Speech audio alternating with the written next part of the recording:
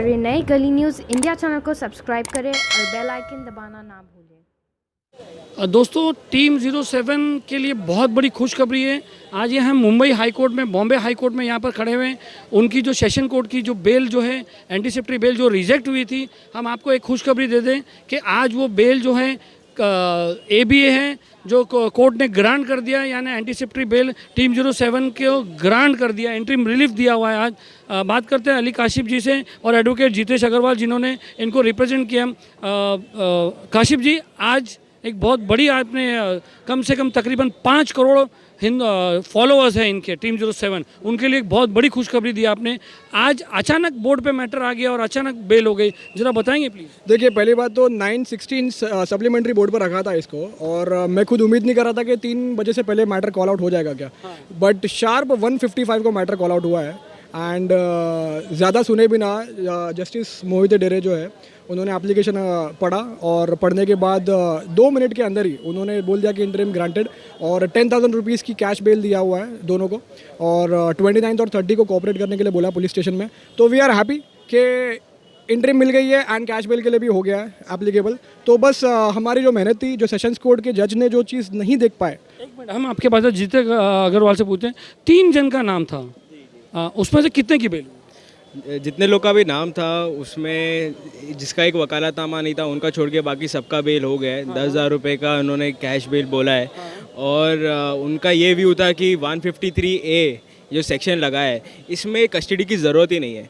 जब कस्टडी की ज़रूरत नहीं है तो ABA मिलना ज़रूरी है। काशिफ जी से बात करते हैं। काशिफ जी, 3 जन का नाम था, फैजू, सादान और हसनैन। तो इन तीनों में से तीनों की बेल हुई, सिर्फ 2 की हुई? देखिए, मैंने एक्चुअली क्या किया था, मैंने फैजू का ईमेल आईडी जो था उसमें उसने अपॉइंट किया था that I have appoint you to represent me in the court, और यही बेसिस पे मैंने सेशंस कोर्ट में भी फाइल किया था। बट वो एप्लीकेशन जो है यहाँ पे हाई कोर्ट में देखी नहीं जा रही थी।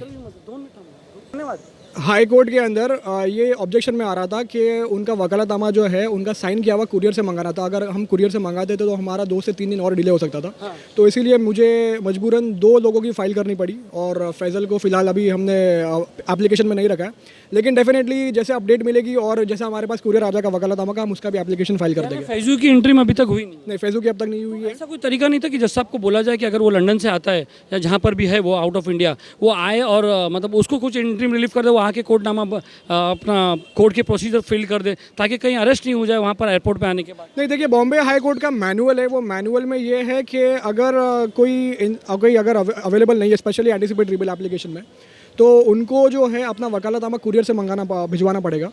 तो वो फ़िलहाल हो नहीं पाया क्योंकि हमारे पास वक्त बहुत कम था और ये सब इंटरिम पे नहीं थे। तो हमारे लिए इंपॉर्टेंट ये था कि फ़िलहाल जहाँ पे जो प्रेजेंट है उनकी एप्लीकेशन हम आगे लेके चले, और 2 से 3 दिन की बात है, हम इसका भी एप्लीकेशन फाइल कर देंगे, बिकॉज हमारे पास सुप्रीम कोर्ट का साइटेशंस है जो ये बोलता है कि जब तक किसी धर्मों का नाम ना लिया जाए और किसी के रिवेंज या किसी भी मामले में कोई राइट्स का या कोई दंगो फसाद का कोई वो चीज़ नहीं आए, तब तक वो। अच्छा, सेशन कोर्ट ने अली क्या रीज़न दिया था इनको एंटीसिपेटरी बेल रिजेक्ट करने के टाइम पे? सेशंस कोर्ट का जो ऑर्डर आया था वो 11 पेज का ऑर्डर था। 11 पेज में से पूरा 10 का 10 पेज हमारे फेवर में था। सेशंस कोर्ट के ऑर्डर के लास्ट पेज पे सिर्फ लास्ट के 4 लाइन में ये लिखा था कि the offence has been committed from electronic device and investigation is on preliminary stage, तो इसीलिए कस्टडी रिक्वायर्ड है। जबकि ये चीज़ हमने ऑलरेडी मेंशन किया था, उन्होंने सुप्रीम कोर्ट का साइटेशन भी लगाया था कि वो एक्ट जो लगाया हुआ है, जो सेक्शन लगाया हुआ है 153A और 34 का, वो इनके ऊपर एप्लीकेबल है ही नहीं, क्योंकि इनका कोई हाथ ही नहीं है और इनके डायलॉग में कुछ चीज़ ऐसी थी नहीं जिसके ऊपर ये FIR लगना चाहिए था, और ये FIR कम्प्लीटली बोगस FIR था। हाई कोर्ट जज को क्या कन्विंस किया? हाई कोर्ट जज को फिलहाल अभी वो 2 मिनट की आर्ग्यूमेंट ही हुई, उन्होंने एप्लीकेशन जो है वो खुद पढ़ा, और पढ़ने के बाद शी वॉज कन्विंस्ड, उन्होंने ऑटोमेटिकली इंटरिम पास कर दिया, ज़्यादा बिना कुछ सुने हमें। तो इंटरिम पास करवा दिया, और ये इंटरिम पास हुआ जस्ट बिकॉज वो एप्लीकेशन पूरी उन्होंने खुद ने पढ़ा। तो उनके खुद के पढ़ने के बाद उन्होंने हमसे कुछ पूछा भी नहीं ज़्यादा, और एप्लीकेशन जो है उन्होंने इंटरिम बेल ऑटोमेटिकली पास कर दिया। यानी कितने की बेल दी है? 10,000 rupees each for both. Conditions 29 और 30 ऑफ दिस मंथ दोनों को जाके पुलिस को कोऑपरेट करना। अब कोऑपरेशन में यही होगा कि स्टेटमेंट देनी होगी और शायद मोबाइल सरेंडर करना होगा, बाकी और कुछ नहीं। फैजू जो जिसके 2.5 करोड़ फॉलोवर है, फैजू की बात करें तो फैजू के लिए अब आप क्या करेंगे? फैज़ू के लिए फ़िलहाल हम आज शाम को कैसे भी करके उससे अपडेट लेंगे, क्योंकि फैज़ू फ़िलहाल हमारे कांटेक्ट में बिल्कुल भी नहीं है। क्योंकि 2 दिन पहले भी मैंने उसे व्हाट्सएप पे मैसेज किया था और काफ़ी हमारी टीम ने भी मैसेज किया था, तो उसका कोई रिस्पांस वगैरह कुछ आया नहीं है। तो आज शाम को अगर होपफुली अगर कोई रिस्पांस आ जाए या कोई वकालतनामा अगर हमको कुरियर बाय पोस्ट मिल जाए तो हम ऑटोमेटिकली परसों तक हम उसकी भी एप्लीकेशन फाइल करें। ईमेल साइन नहीं चलती? नहीं, email sign Bombay high court में अलाउड नहीं है। नहीं।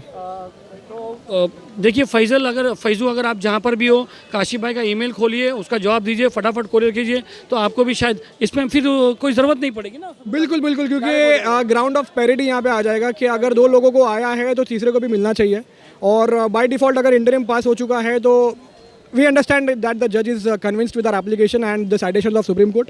तो डेफिनेटली जो है वो ये चीज़ हम आगे लेके चल के क्वेश्चन ऑफ एफआईआर में भी जाएगा, क्योंकि ये एफआईआर कम्प्लीटली बोगस है and it's a mockery on the criminal procedure code. मेरे ख्याल से जो भी इनके फॉलोअर्स है 5 करोड़, वो बहुत बहुत आपको बधाई देंगे, और हमारी तरफ से भी आपको बधाई कि आपने इतने कम 10,000 रुपये में आजकल 10,000 रुपये का जो कैश बेल बहुत हाँ हम कल एजाज खान की बेल हुई 1 लाख रुपया 153 यही मैटर था, मगर 1 लाख रुपया कैश बेल हुई है। अगर हम एजाज खान की बात करें तो एजाज खान ने भी ऐसा कुछ नहीं बोला। पता नहीं है क्या माहौल चल रहा है यहाँ पे कि 153A लगा दिया। 153 का ए का कंटेंट नहीं है, मेंस रिया नहीं है, कोई भड़काऊ भाषण नहीं है। भड़काऊ भाषण देने वाले ये पायल राहौतगी है, इनको पकड़ो। इनफैक्ट मैंने इनके ऊपर एक एप्लीकेशन बना दिया और कंप्लेंट भी फाइल कर दिया मैंने। ट्विटर में मुझे भी भेजा कि आप उसके ऊपर केस करना। राहौतगी ओपनली आके हिंदू मुस्लिम किए जा रही है, इनके ऊपर कोई फाइल करो। अरे एजाज खान ने ऐसा क्या बोला जी कि इनके ऊपर ये केस फाइल हो गया? और ये बच्चों की भी कोई गलती नहीं है। बच्चों का अगर आप जाके स्टेटमेंट भी देखे जाके तो स्टेटमेंट में ऐसा क्या बोला उन्होंने जो उनके ऊपर 153 एप्लीकेबल हो गया? बहुत बहुत शुक्रिया अली भाई, आपका बहुत बहुत शुक्रिया आपका हमें ये बात करने के लिए। और हम आपको बता दें, आप पहले इंसान हो जो ऑनलाइन आके, जो कैमरे के सामने आके एजाज खान को सपोर्ट किए, इसके पहले कोई नहीं किया। बहुत बहुत शुक्रिया। टीम 07 के फॉलोअर्स की तरफ से बहुत बहुत शुक्रिया, और एजाज खान की फॉलोअर की तरफ से बहुत बहुत शुक्रिया। सलीम शेख गली ने